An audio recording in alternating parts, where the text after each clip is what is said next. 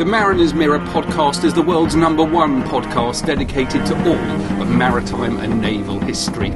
We bring you the most exciting maritime projects worldwide, with one foot in the present and one in the past. From the age of timber and canvas and tall ships, to one in which ships were made of iron and steel and were powered by engines. The Mariner's Mirror podcast brings you right up to the present day and will change the way that you think about the maritime past forever. Hello everyone and welcome to the Mariner's Mirror podcast, and we have a real treat for you today, the history of the East India Company as told by the multi-award winning and gloriously entertaining William Dalrymple.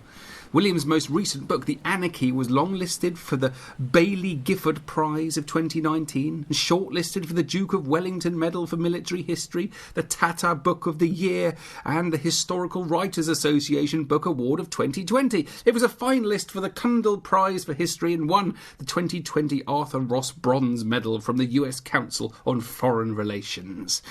So William really is the right person to speak with about the East India Company. But first, a little background.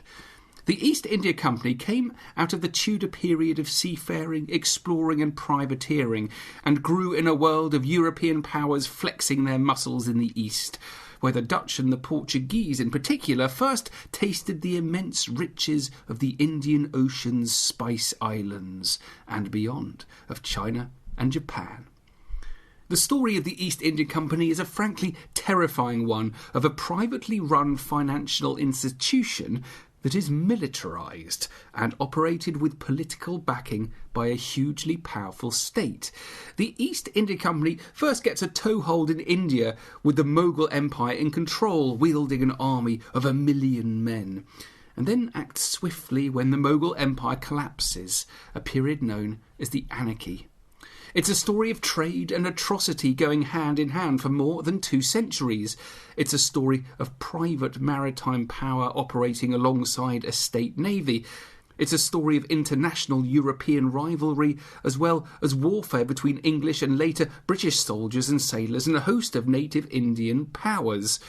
To understand the history of the East India Company, you must also put it into the broader global context of trade to the West, tea, textiles, saltpetre to Europe and America, and trade to the East, opium to China.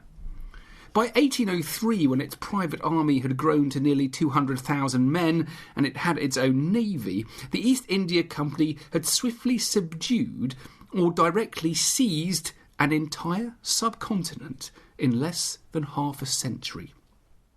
We still talk about the British conquering India, but that rather misses the point and overlooks an even more sinister reality than imperial conquest, because it was not the British government that began seizing great chunks of India in the mid-18th century, but a private company, headquartered in a small office in London, a company which had almost no regulation over its activities. To understand what happened in India, you need to think not in terms of imperial state activities, but in terms of business, of a corrupt corporation acting on its own to achieve the military conquest, subjugation and plunder of huge areas of southern Asia. Once you establish that, only then can you bring in the role of the state and its political support for the activities of the East India Company. And if you're interested in the scale of the plunder and want to see some of the treasures of this period, do go and visit Powys Castle in Wales, where a lot of it ended up in the hands of the Clive family, as Robert Clive became the first British governor of the Bengal Presidency and amassed an immense fortune in the service of the East India Company. William spoke with me from his farm just outside Delhi, and as always, I hope you enjoy listening to him as much as I enjoyed talking with him, though perhaps there was more listening than talking.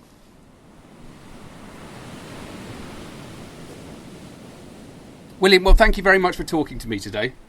A great pleasure, a great pleasure. So can you set the scene for us? What's happening in England at the time that the East India Company is formed? So we are in the later stage of the reign of Elizabeth I. And for the last 50 years, various merchant bodies who used to form themselves up into guilds during the Middle Ages. And so, for example, the sort of people that would have formed Suffolk wool guilds that build the wonderful guild halls in Lavenham and Long Melford and so on. These sort of merchants have begun to congregate under a new umbrella, which is something which is a remarkable Elizabethan invention called the Joint Stock Company. And the difference between a guild and a joint stock company is that the guild is only for professionals who are part of the trade. So all the Suffolk wool merchants can join the Suffolk Wool Merchants Guild. But if you are the mayor of Lavenham, you can't. The difference with a joint stock company is that anyone can invest. So as well as all the people who are actually going to run the business, all the merchants who might provide the shipping or the sales or the finance or the sailors or whatever it is to make a voyage to the east. On top of that, anyone who wishes to can chip in some money and get a share of the profits equal to his share of the capital. And it's a small change from a guild system and related to the guild system, but it makes a catastrophic and magnificent and sort of game-changing difference to the capitalization of these different organizations. And rather than just being the capital of a bunch of wool merchants, basically anyone who thinks they can make a fast buck can invest in this. And the whole wealth of Elizabethan England soon channels itself into the various trading companies that set off to trade around the world. The first is the Muscovy Company, founded in the 1550s. Then there's the Royal Africa Company, the notorious slaving organization, which the monarchy was associated with and which is still being quoted in various parts of the world, particularly in Jamaica, to prove the complicity of the British monarchy with slaving.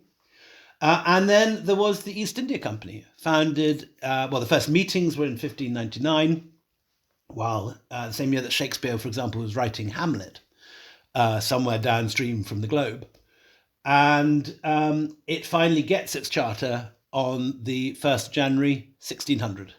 And the voyage leaves later that year. And so how important were those Tudor seafarers we all know about, people like Drake and Raleigh, those who kind of set the scene for, well, plundering, I suppose, is the word, around the world? Were that, did they really lay the foundations for this? Plundering is a very important word. It's not an accidental word here, because a lot of these adventurers come with a purse to trade with in one hand and a sword to fight with in the other. And the same person can very easily move from being one thing to another. What those sort of plunderers like to call themselves in the period immediately before the East India Company was privateers, which basically just means chartered pirates.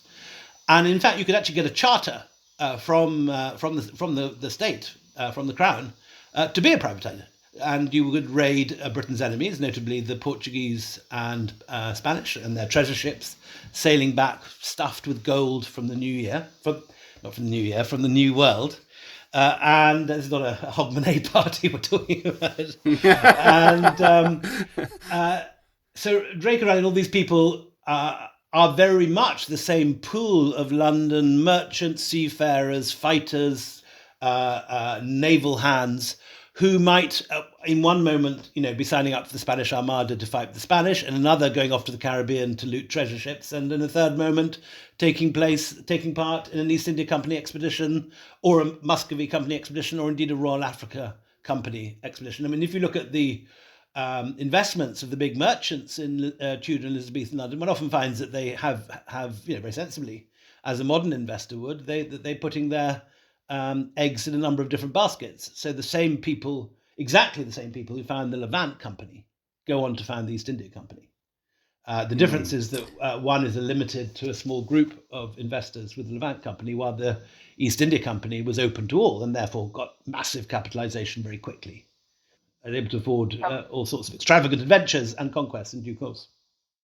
Yeah, it's important to emphasise that we're kind of behind the curve with the East, aren't we? You've got the Portuguese and you've got the Dutch who are already out there, and we're kind of scrabbling to catch up. Exactly right. What immediately provokes the founding of the East India Company is the arrival in London of a bunch of Dutch merchants and sailors who come to try and buy up excess shipping from the London docks, because they have just come back from a successful voyage to not India, but the East Indies, which means what we call Indonesia, that archipelago of islands beyond the Indian Ocean. So Java, Sumatra, but particularly a bunch of little islands of which we don't really talk about except in historical talks, particularly the island of Run, which was the world centre of nutmeg in the 16th and 17th century. And in due course, the Dutch fight off the English East India Company from the East Indies. And it is the failure of the East India Company to take on the Dutch, both in terms of market capital, being able to raise money, the size of their ships, the skill of their captains, and the skill of their trading operations, that leads the English to take what they think at the time is the second best option, or rather a pair of second best options. One is India, and they then make an expedition to Surat and begin trading with India. And this turns out, of course, to be the biggest sort of fluke bingo win of all time, in that Mughal India is just kicking off. India is quickly going to become the world's biggest centre of the textile trade. And because they've failed with the East Indies, the East India Company is in there when they need to be with the Indian textile trade. So it's actually a failure, an initial failure of the first conception of the company as basically a spice trading operation operating to what we call Indonesia, that leads to it rejigging itself 40 years later into something quite different, which was basically a textile trading operation aiming at India. It's like it's like, if you like, a tech startup today, which initially wants to deliver Vietnamese meals and instead ends up, becoming Amazon and delivering books to everybody. It's a shift of gears which ends up making their fortune. Is it a decision to kind of leave the Dutch to their own wealth? So leave the Spice Islands to the Dutch; they can do what they want, and then the British will take on India? Not at all. It's a defeat. There is a war or a series of battles, some naval, some on land. There is a massacre, the Amboina massacre, and the East India Company loses. They basically get defeated, and part of this deal.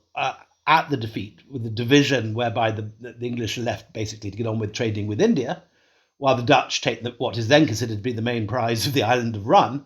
As a compensation, the Dutch hand over to the English a tiny, muddy island in the Hudson River called Manhattan. And that's how the Brits get their hands on Manhattan. And that's a kind of, a little sort of party bag to go home with at the end of this war. It's not even, in the main field of contention, but obviously has had a extraordinary effect on world history ever since. And the Indians, we've got textiles, chintzes, but also saltpeter. That's an important trading. There are a whole lot of things that are traded in India. There are spices. So, Kerala grows the same sort of pepper that you might buy in Batavia, which is now modern Jakarta. And there is cinnamon, which turns out, in fact, to be just as good as Indonesian cinnamon. There is indeed saltpeter, which you use for gunpowder. A lot of that in Bihar. But it very rapidly becomes clear that the textile trade is the big money spinner. And the Indians in the early 18th century rise to become the world's leading economic power on the back of it. There are 1 million looms in Bengal alone. And they make everything from, fancy silk and fancy embroideries and chintzes, as you mentioned, through to very simple, high-quality cotton cloth, piece cloth, as they call it. And that is exported in vast quantities all around the world by the English, partly because the Mughals really don't have big international shipping facilities. The Mughals, in origin, are Central Asian nomads. And although they've now expanded to take over the whole of India, and with that have inherited a whole variety of naval traditions up and down the Indian coasts, and the memories of very grand trading operations both on the west coast to East Africa and Egypt, an ancient trade which, for example, was far more important during the Roman period than the much vaunted Silk Road overland.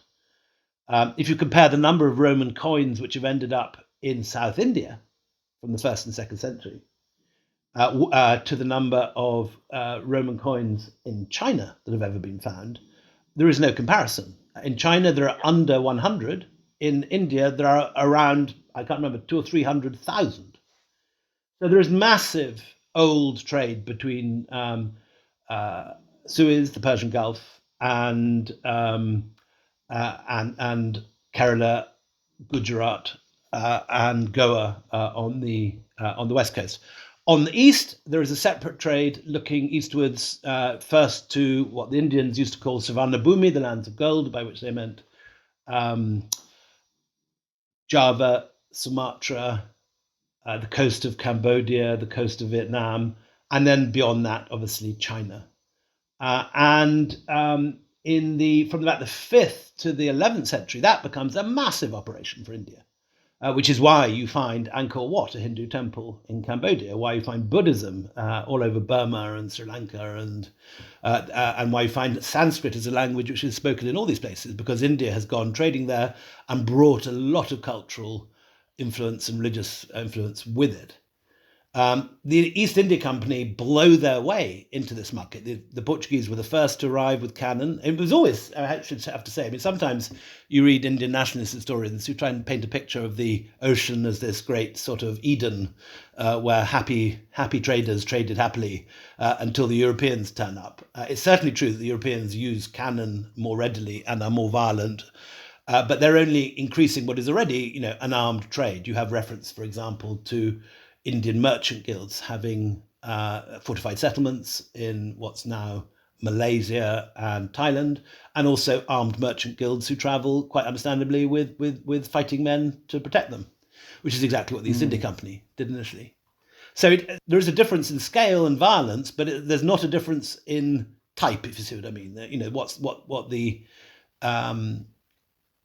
Indians are doing in the 11th century, the Portuguese, the Dutch, then the British are doing in the 18th and 19th century. They're just more ruthless and, in a sense, more successful. So these it makes you wonder whether the English actually had a perception of history, like they knew what they were getting themselves into. No, I think trade in the Middle Ages was always a risky and violent thing. There was always a greater risk, obviously, of shipwreck, and you're much more at the mercy of the elements at that period. But equally, there are huge fortunes to be made then as now from entrepreneurial trade. And the English know exactly what they're getting into because they've watched the Portuguese and the Spanish get very rich on this mixture of trade, early colonialism, and piracy. The first East India Company vessel is an ex-privateering ship. It was originally called the Scourge of Malice. And the East India Company thinks this might give the wrong impression, so they rename it the Red Dragon, as if it's a nice sort of country pub sitting in a Welsh lane or something. And they incidentally reject another boat that's sitting there waiting to be sailed called the Mayflower, as they think it's a creaky old hulk. So the East India Company goes under no illusions. It has an armed trade. Its initial charter gives it the right for conquest and war and colonial operations. And a lot of the early English colonial operations do take place under the umbrella not of the state, but of these early trading companies. And that's true, for example, of the Virginia Company or the Royal Africa Company as much, or not the Muscat Company, but the East India Company follows very much on the same sort of grounds as the Virginia Company, which is going with arms to settle what they regard as underused land. And a lot of the early settlements, such as Roanoke, are attacked by Native Americans and battles take place. So the company, it starts off with a few expeditions to... the company, when it starts off looking towards India, starts off with some expeditions to Surat, which is the big Mughal port, mainly used by the Mughals for Hajj operations, taking grand ladies and retired prime ministers and so on off to the Hajj, which is often a useful place of exile for someone who's fallen on political hard times. Rather than killing them, you send them off for a voyage you rather hope they might not come back from, off to Arabia. And the English arrive there. They make the overland journey to the Mughal court, which is usually at Agra, but is often traveling around. And they make a number of very unequal treaties, because the Mughals don't see any particular reason that they want to travel to trade with these sort of semi-educated barbarians, as the Emperor Akbar calls them. And it's only gradually through happenstance that two things happen. One is that the English investment in the textiles, particularly on the East Coast, pays massive dividends, because that expands into the biggest industry of the 18th century. The Indian textile trade, with its million looms, particularly out of Bengal, becomes massive. But the other happen chance, which proves to be crucial for the fortunes of the English East India Company, is the breakup of the Mughal Empire, which initially the East India Company has no part in. It starts with an internal civil war. The Marathas from above Bombay, the highlands, begin taking over a lot of central India. The Sikhs from the Punjab raid down on the environs of Delhi. The various Jat rulers make life difficult for the Mughals near Agra. Then, out of the blue, the Persians turn up, and a guy called Nadir Shah. He invades in 1739, and after 6 weeks returns with the Kohinoor, the Peacock Throne, and all the goodies from Mughal Delhi, 8,000 wagons of jewels. And it's like two things happen. First of all, it's like you throw a massive cart of water at the main furnace stoking the Mughal Empire. It goes out. There's no money to pay the bureaucracy. There's no money to pay the soldiers. So the whole thing just kind of grinds to a halt. And what happens after that is like throwing, I suppose, an enormous Baroque mirror out of a second floor window. The whole thing just shatters into a million pieces. So you get hundreds of little city-states, like, the Rajput states, Jodhpur, Jaipur, Udaipur, all break off and become independent. The Nizam of Hyderabad has a big sort of self-run chunk of the Mughal Empire in the south. The Marathas take over most of central India. And then on the coast, you get these little enclaves founded by the French East India Company around Pondicherry, and then the English East India Company initially around Madras, and then, crucially, in Bengal, the richest province of them all. And that's where you get a gear change in the 1750s with Robert Clive. That's when it all begins to change. So up to that point, I mean, the Mughals have a huge army, don't they? The English are kind of a bit more sensitive about causing trouble in the early years of the East India Company. Then it's into this vacuum that they kind of flex their muscles. Is that right? Which doesn't mean they don't try it on earlier. During the reign of Aurangzeb, when the Mughals have 1 million men under arm, a complete idiot called Sir Joshua Childs sends off a fleet to Bombay, and after a kind of very small initial successes, as soon as the Mughals notice this kind of gnat nipping at their knees, they swat it very effectively, and all the English East India Company head honchos end up in chains in Agra or in Bengal and have to be sort of bailed out. And they are forgiven partly because they're considered to be of such little consequence and such little threat. And it's only really when two things happen. One is the Mughal Empire breaks up from the 1740s onwards, and secondly, new experiments in naval and land warfare arrive in the East, particularly the new methods of fighting developed by Frederick the Great of Prussia. Frederick the Great, at the War of the Austrian Succession, has mastered this new type of infantry warfare using file firing. That's, you see it in films like The Last of the Mohicans, when one load of guys is on their knees firing, and then they stand back and the other guys who've been loading behind them take their place and they fire off terrific volleys. That type of warfare, supported by horse artillery and 18th century advances in ballistics and cannons, lead to a new type of warfare which can, frankly, carve up any Mughal army in minutes. And you see this for the first time with the French importing this, when about sort of 300 French-trained sepoys fire off enough cannon to destroy an entire Mughal army sent by the Nawab of the Carnatic. And from the 1740s, there is this period of about 40 years till the 1780s when the Indian courts begin to catch up with captured weaponry and with using French and English mercenaries to train their people, and Irish mercenaries. For 40 years, the English and the French could really defeat anyone they like on any battlefield in India. And in that time, Clive, initially hired by a bunch of bankers, Indian bankers in Bengal, see off Siraj-ud-Dowla, who's the Nawab of Bengal, in the famous Battle of Plassey. Not really a battle at all, because the bankers had paid off both sides. The Nawab's army was in their pay, as was Robert Clive. And after a little bit of skirmishing and a couple of rainstorms, which the Indian side forget to cover their powder, the Mughal army flees, and Clive wins the day. He walks in a week later to Murshidabad treasury and just fills his pockets with jewels and sends the remainder back to Calcutta in about 40 boats. And when he's called before the Parliament to ask how he thought that as an employee it was of the crown at this stage, who had initially been sent off to see the French out of the battle which was about to break out, and instead he's using his armaments on the Mughals and just helped himself to their treasury. When he's asked what the heck he's up to, he says, "My lords, I was astonished at my own moderation." And he and in that sort of terrific sort of act of bravado, he makes himself the biggest self-made man in Europe. Biggest self-made man in Europe. But the initial commission to fight that battle had been from a bunch of Indian bankers. And this is the crucial fact.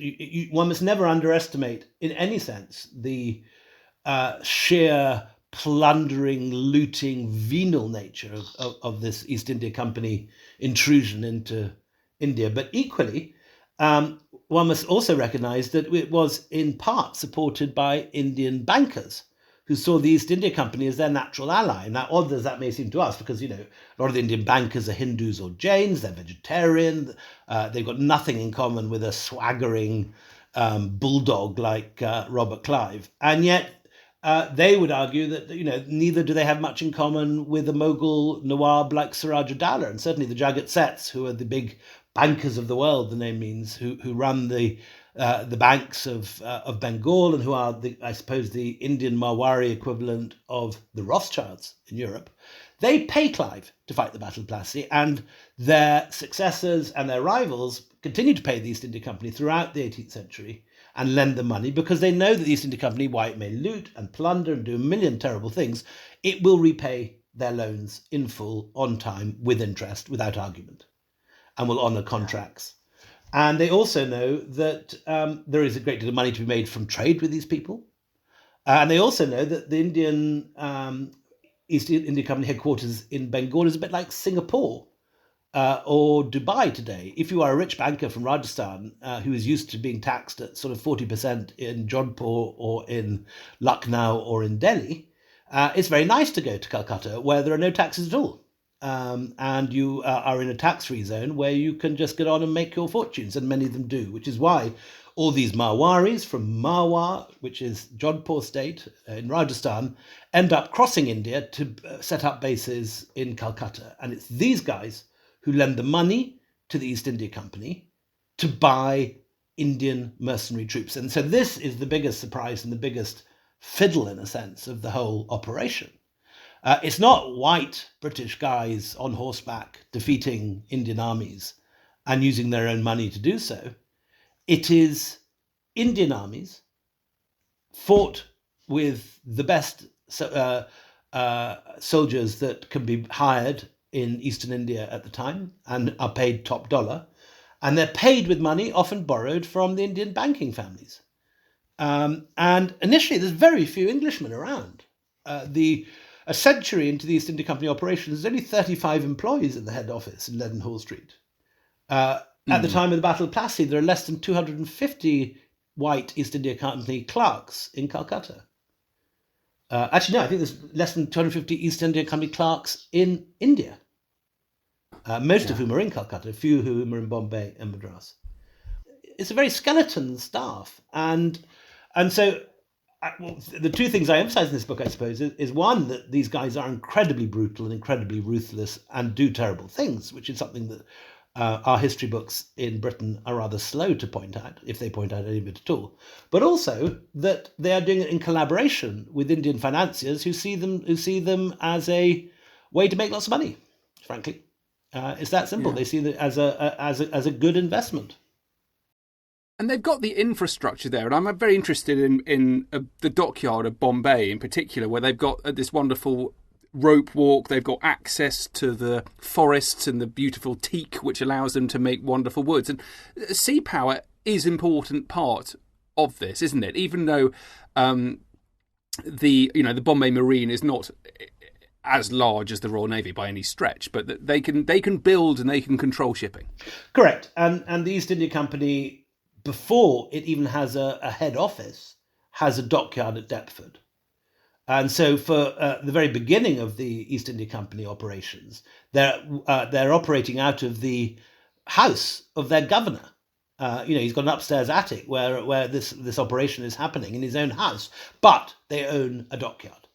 So yes, the East India Company naval operations are absolutely crucial to them. And in due course, the East India Company clippers, which are extremely fast and which are well armed and swift and can outrun their competitors, but also outgun them, are the kind of Boeing 707 of their day. And they're manufactured in vast numbers in London, in Deptford, and Blackwall. There's a whole East India Company shipbuilding operation in Blackwall, where you see there are pictures of it by the Daniels on their return from India. They're hired by the company, having done all those nice romantic pictures of temples in the jungle. They're hired to do panoramas of the East India Company operations in London, and a picture that look as if it's painted from what would in the future be the top of the tower at Canary Wharf, which is presumably done either by a hot air balloon or just from the imagination of the Daniels looking from the ground, looks down on that curve of the Thames with Greenwich on the far side.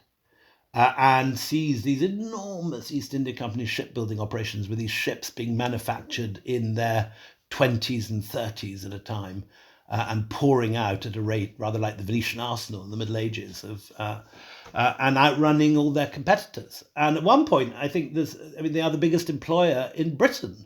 And a lot of those employees are naval hands, so people making sails, people making ships, people fitting out the cannon, as well as warehouse men and clerks. The sort of inevitable rise to strength of the East India Company, that they are challenged at sea as well. I mean, there are also some fairly major hiccups along the way, with the fall of Calcutta being one. But what about their sort of the challenge that was posed at sea? So as one should recognise that the East India Company history goes on for 250 years. It's founded in 1600 and it's wound down and nationalised in 1858. And within that, there are many, many different versions of the East India Company. The first, as I said, is a very small operation dwarfed by the Dutch, aimed at the spice trade in Indonesia. That's got a few borrowed ships and a few bought ships. And they are outgunned and out-captained by the VOC shipping, by the Dutch. And the Dutch win that round. By the 1700s, though, the company seems to have got onto a much more confident footing, both at sea and on land. And that is accompanied by the rise of the Royal Navy, and the East India Company has a very clever and ambiguous relationship with the Crown. Initially, it is just a company. It is chartered from the Crown, but it's entirely on its own, and it is almost kind of libertarian in its ability to, run its own world in the East, its own empire, and it very strongly resents any interference by the Crown. However, as soon as the French begin to threaten its shipping, for example, they are very quick to call in the Royal Navy to help, and this is what Clive's operation is. And so in the 1756, there's an intelligence report, which is now in Delhi, whereby somebody sees a whole load of French ships loading up at Port Lorient, the French naval base. And it's assumed, wrongly as it turns out, to be a French squadron heading to India. And so the Royal Navy is approached, and Clive is sent out by the Navy initially. He's given a sort of half company, half marine command, and he arrives in Madras to find that there is no French flotilla. The flotilla that they had seen loading is in fact heading off to the beginnings of the 7-Year War in America, where all that sort of last of the Mohican stuff of Mohawks in war canoes crossing Lake Huron and all that sort of stuff, and Daniel Day-Lewis leaping over chasms with ladies in white taffeta following hard. All that sort of stuff is actually where the boats have been heading. And Clive arrives and feels rather silly initially, because he arrives in Madras and says, "Where are the French?" And the people in Madras say, "What French?" But then virtually a week or two later, the news comes that Calcutta has fallen to Suraj Dowlah, and Clive adapts instantly and says, "That's where we're off to." And off they go, and they first of all retake Calcutta, and then they're bribed by the Jagat Sets, the bankers, to go and take out Suraj Dowlah finally. And that is the moment when suddenly the East India Company finds itself the biggest power in Bengal. It's seized the richest province in the world. It's like seizing Silicon Valley today. You've through a series of accidents, you've ended up having to attack the king of California, if you like, and you find that Google, Facebook, and Tesla has fallen into your hands. That's the 18th century equivalent. And Clive, suddenly finds he runs all the biggest industrial cities in the world, the Bay Area of its day. And that's where it all begins. And then they just continue on a roll, because they've seen that these small numbers of English-trained armed sepoys can cut through these cavalry armies. And over the next 10 years, they take the whole of the Ganges Basin. And over the remaining 40, they take the rest of India, south of the Himalayas, up until the Sutlej. The French don't completely disappear. It's quite interesting, the kind of the level of incompetence that they demonstrate, because they still have imperial ambition in India, but their nearest naval base is in Mauritius, which is 2,500 miles away. Correct, the Ile de Bourbon, as it is then, and this is a factor why the French fail. You mentioned earlier the Bombay harbour. The point about Bombay is it's the best deep water port in the whole of the South Asia. There is no harbour comparable in Bombay. Indeed, in the whole of the East Coast, there is no harbour, which is why everyone who arrives at Madras has to sort of decant into a little rowing boat and then often end up sort of rolled out in the surf onto the beach. And you see these pictures of these 18th century cartoons of ladies in crinolines sort of being tipped out of dinghies. But Bombay has not only the best harbour, but also the best dry dock. So all these ships that get damaged in either storms or conflicts can be quickly hauled up and mended in the Bombay dockyards. And the French have got no equivalent to that. Pondicherry and Chandanagar, which are the two French bases, neither have a good harbour or a dry dock. The other thing which does the French in is Versailles.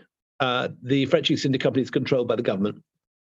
And so you get a bunch of sort of dim aristocrats coming out, including Laclos, who is the author of Les Liaisons Dangereuses. He was going to be appointed governor of Pondicherry, but he got arrested at the port and so never made it, but for which we might have had one of the great sort of sexy French novels of the 18th century, written with lots of Indian ladies rather than countesses and chateaux on the Loire. But yes, so the French have an under-navied, undershipped, underfunded royal company, which simply doesn't match the kind of ruthless mercantile and naval entrepreneurship of the 18th century English East India Company. And despite the talents of Dupleix, who's their spectacular leader, who nearly gets rid of the East India Company until Clive first turns up and takes Madras at one point. But despite that, ultimately they're defeated. Two crucial figures here are the brothers Lord de Lauriston, who are the son of the Lord de Lauriston, a Scot who fled a duel in Edinburgh and ended up being the head of the Bank of France. And he helps found the French Compagnie des Indes. And Jean-Lord de Lauriston and his two sons are crucial figures in the French East India Company, even despite their genius and despite Dupleix. In the end, it's an English win. And indeed, such is the clear money-making capacity for the East India Company that it's one of the principal reasons that the Scots are interested in the union with England. Why Great Britain exists at all is that the Scots wanted into the money-making capacity that India offered. And many families, aristocratic families in Scotland, including my own relations, push through the union, often against very strong nationalistic opposition, so that they can get their hands on the East India Company money pot. And from that point, Scots dominate the East India Company in far greater proportion to their numbers than the English. And that happens all the more so the further you go inland. And so it's often Scots who take, remote postings in Delhi or Lucknow, where there's only a few of them around, while the English tend to stay, around Calcutta or Bombay, where there are cricket clubs and when they can feel more at home. I love the fact that the Americans are interested in what's going on here as well, because there's a certain amount of the enemy of my enemy is my friend, and there's a Pennsylvania privateer in the War of American Independence called the Hyder Alley, which I thought was brilliant. It's good. Yes, in a whole variety of ways, this is very important, because one of the things that the company does, its first fortune, as I said, was made in the textile trade. Its second fortune was made by conquering India and realizing that rather than having to cart out gold from London to buy things in India, you just tax the Indians very highly and then use the profits on their tax to buy the goods and then send them for export. So you don't even have to send out an investment, as the money used to be called. It used to be these treasure ships that were going out to India in order to buy, bolts of cotton and silk and all the stuff that the English wanted to sell in Europe. From the 1750s, they just use Indian land tax to raise the money, and they don't have to invest anything at all. So it's a win-win. But the third great money spinner is when, from about the 1780s onwards, they realize that they can grow opium in vast quantities in Bihar and in Bengal and ship it to China illegally, sell it there for vast profit, and then buy tea at a premium from the people they've sold the opium to. And so you get the East India Company transforming in the 1780s. It's already made one transformation from a spice company to a textile company. It then transforms again from a textile company to a colonial power. And its fourth transformation is into the biggest narco operation in history. It makes the Medellin cartel look like child play. And so from the 1780s, you have these big opium operations. And what do they buy in China? They buy tea. Where do they sell it? They sell it in India. They sell it in Europe. And of course, they sell it in America. And it's East India Company tea that ends up in Boston Harbor at the beginning of the American Revolution. And I'll just come in there. I think one of my favourite historical artefacts I've ever come across is a little bottle. It's in the collections of the Massachusetts Historical Society, and it is tea harvested from the shoreline the morning after the Boston Tea Party. It's brilliant. Is that in Salem now? Where is that? Where can we see that? The Massachusetts Historical Society. So Boston. Boston. Brilliant. Yeah. And my next trip to Harvard, I will definitely go and do a little scour around. There's also a lot of the stuff in the Salem Maritime Museum, a little bit to the north, where there's a lot of these early East India Company prints and pictures of these clippers and so on, as well as a lot of stuff that's got brought back to America from Boston. There was a huge trade from that period in selling New England ice to Calcutta in summer. So they'd set off from New England with a shipload of ice, which they would then put into ice houses in Calcutta on arrival. And this was in the days before proper refrigeration. This was a major money spinner for America. But anyway, we're going off the subject of the revolution. And in India, following the Battle of Plassey, the East India Company does what all those big sort of hedge fund managers and merchant bankers were doing in 80s England. They were buying companies, asset stripping them, and then selling them on. And the company does this to Bengal on a massive scale, so much so that it kind of asset strips the entire continent. And the Bengal weavers, who had been this incredibly prosperous group of people, are sort of brought down to the level of paupers within a few years of Plassey. And Plassey is 1756. Buxar, the next big battle, is 1765. 1770, only 5 years after Buxar, a massive famine breaks out in Bengal. It's not primarily the fault of the East India Company, but they don't do anything to alleviate it. So 3 million people die. Any normal ruler would have a stock of grain and granaries ready for emergencies. It's a regular thing in Indian history. Famines happen, monsoons fail. So any sensible ruler has granaries around his realm, which he fills with grain on fat years and is able to give out the grain in lean years. But the East India Company not only has not done this, they've got no intention of even providing soup kitchens and buying in stuff to keep everyone alive. So a third of Bengal dies in 1770. And eventually, although the first year they managed to get full taxes gathered by force, by sending out the troops to the villages and just extracting tax at bayonet point, whether the person is starving or not. By 1772, this has fallen flat because there is no money left. They have literally stripped the cupboard bare. And so the East India Company share price drops cataclysmically in London, and the company proves, in this case, to be too big to fail, unlike Lehman Brothers. And the government goes in, as they did with NatWest 10 years ago, and they buy 50% of the company. Now, in all the ructions that take place over the course of first the famine, then the revelation that the whole thing has collapsed, then all the investigations and the parliamentary backwards and forwards that leads eventually to the 1784 Regulating Act. This means that the depredations of the East India Company have been in the news, in the Gentleman's Magazine, in the Spectator, and all the different Georgian journals, all of which are being avidly read in Massachusetts.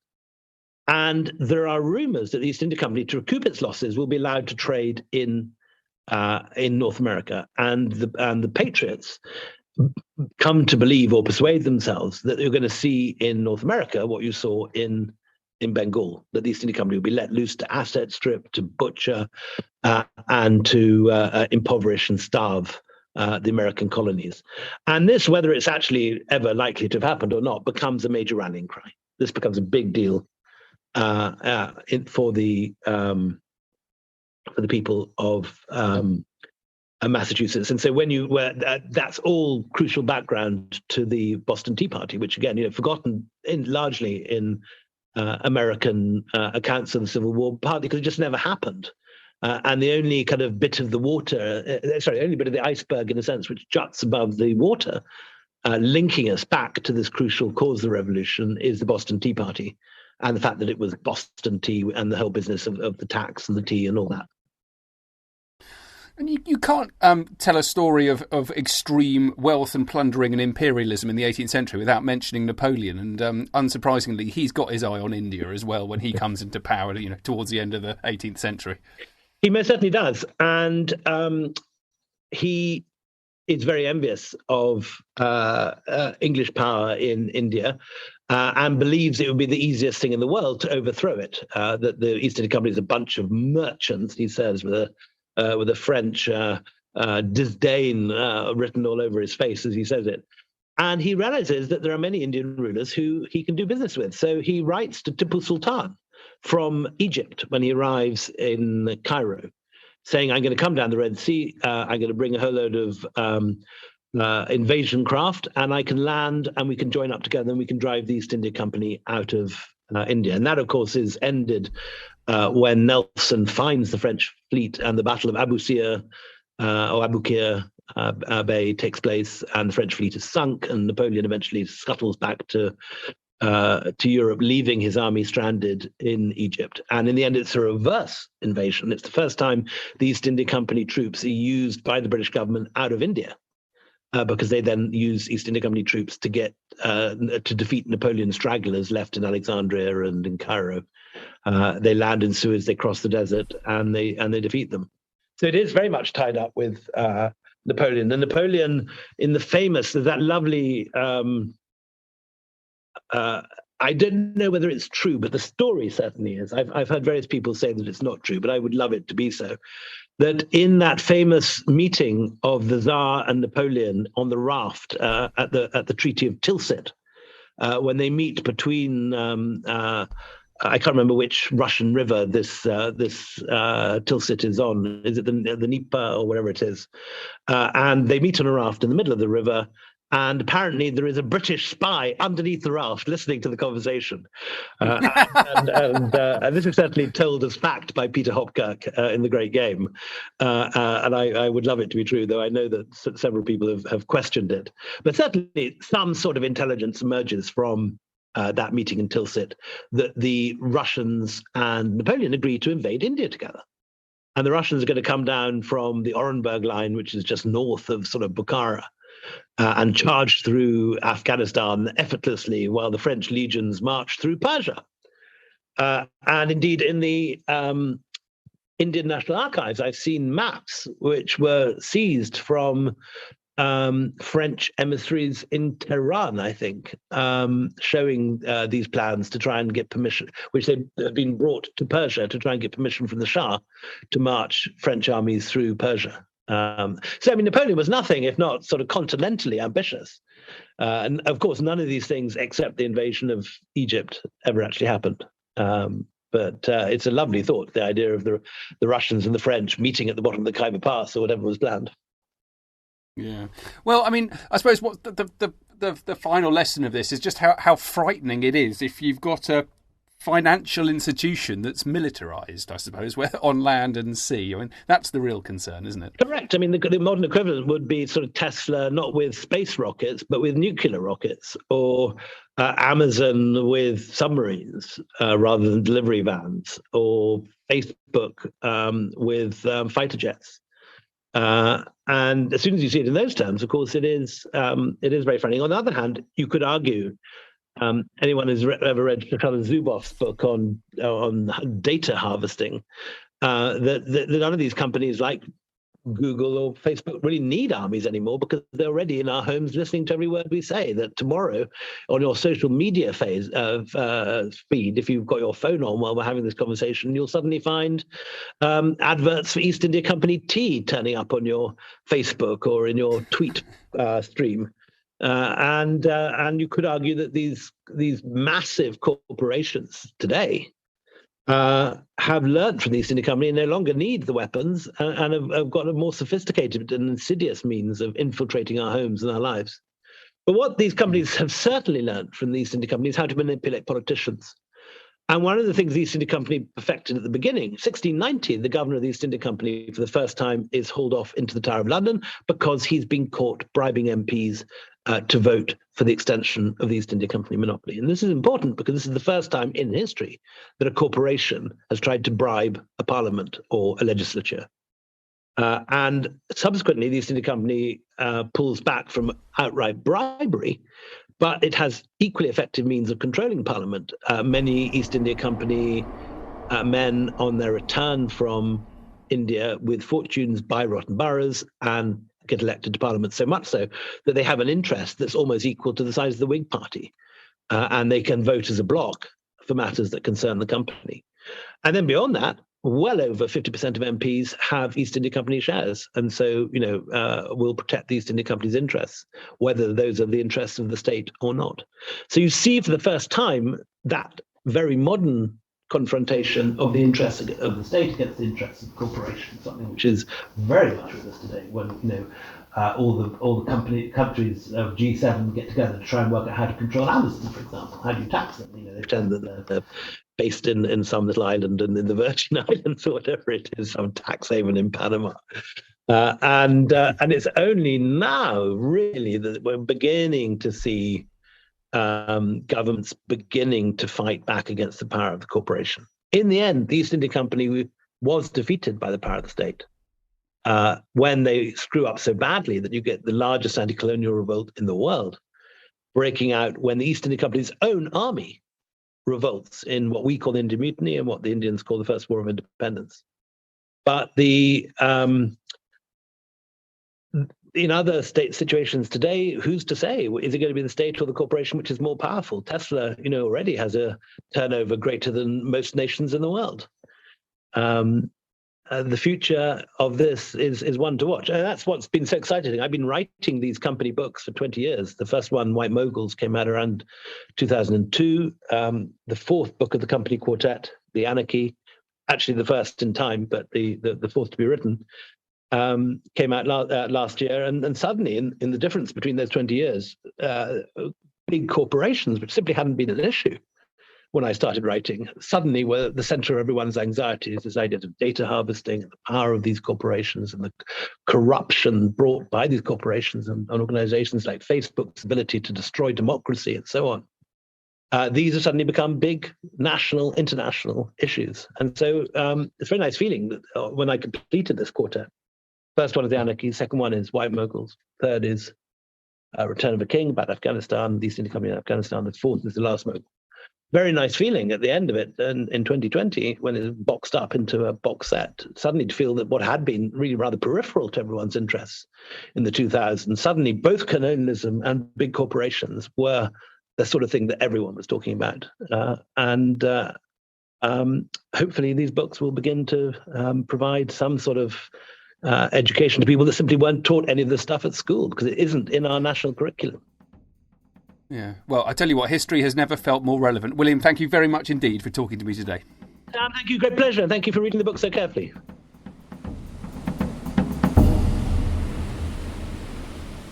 Very many thanks indeed for listening today. Now, if you're listening on an iPhone, do please take the time to review us in the podcast app. It's very easy. Just scroll down to the bottom, hit the number of stars, hopefully 5, and tell the world what you think. This is a hugely important thing to do to help spread the word about the podcast so we can do our job, which is to teach the world about the importance of the sea in our shared past.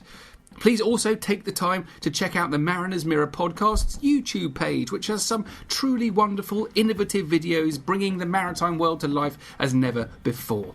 Please find us and follow us on social media, but above all, please join the Society for Nautical Research. It doesn't cost very much, but your contribution will support this podcast.